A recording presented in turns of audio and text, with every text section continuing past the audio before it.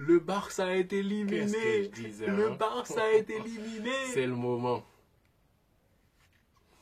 Barça éliminé. Franchement, c'était un match du jamais vu. J'ai jamais vu un match avec autant de qualité footballistique. On va me parler du genre des remontadas du Real Madrid. Non. Cette série-là est mémorable. La plus belle que j'ai jamais vue en Ligue des Champions. Autant de buts, autant de faits de jeu. Il faut y aller doucement. Parce que premièrement, deux équipes avec leur propre style de jeu. Le Barça, possession, intensité, piège hors jeu. L'Inter de Milan et une équipe très défensive qui part en contre-attaque, jeu aérien. Donc là, chaque équipe devait faire leur affaire par rapport à leur point fort. Du coup, le Barça qui n'est pas bon dans les jeux aériens et qui est faible en contre-attaque, l'Inter en a profité. Le Barça aussi, possession et intensité, qui a fait leur affaire aussi avec Lamine Yamal, individualité. Wow. Il y en a tellement de choses sur cette série. Match aller-retour, beaucoup de buts, beaucoup de jeux intéressants. Lamine qui sort le génie qui est en lui.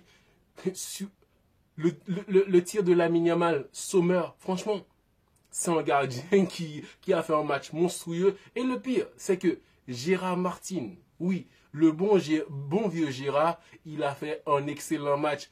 Malheureusement, aux toutes dernières minutes, tout gâché, frère, parce que un excellent match, 2 passes D. Imagine, tu as un latéral du Barça, un jeune du Barça, 2 passes D, une demi-finale de Ligue des Champions, mais là, ton équipe est éliminée. Rafinha, encore une fois, buteur.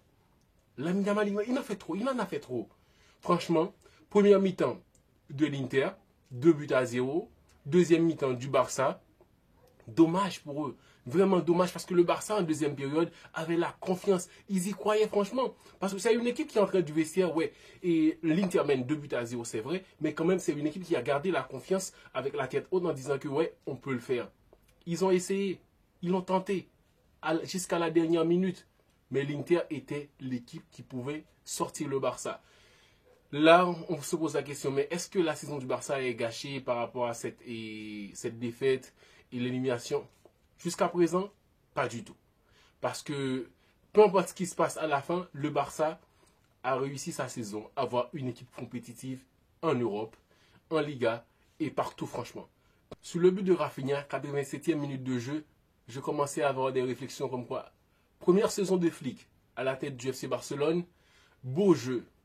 Il est impressionnant. Rafinha qui est dans son prime. Rafinha qui marque en demi. Rafinha qui est meilleur buteur. Lamine qui sort des zinzins un peu partout. Pedri qui domine le milieu. Tu me disais, ouais, mais franchement, triplé. C'était pas démérité, mais quand même, l'Inter les a arrêtés pour que ça ne se produise pas parce que ça aurait été spectaculaire. Franchement, du jamais vu.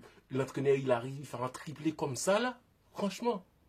C'est bien dommage pour le Barça, mais c'était trop beau pour être vrai. Parce que là, comme je disais, l'arrivée de Flick, Rafinha dans son prime, Lamine Yamal qui sont le génie qui est en lui, on le savait, mais là, il commence à être beaucoup plus influent dans le jeu, qui est là pour détruire les défenseurs, Pedri qui ne se blesse pas, qui domine le milieu de terrain, De Jong qui reprend sa place, et Koubarsi qui fait du show.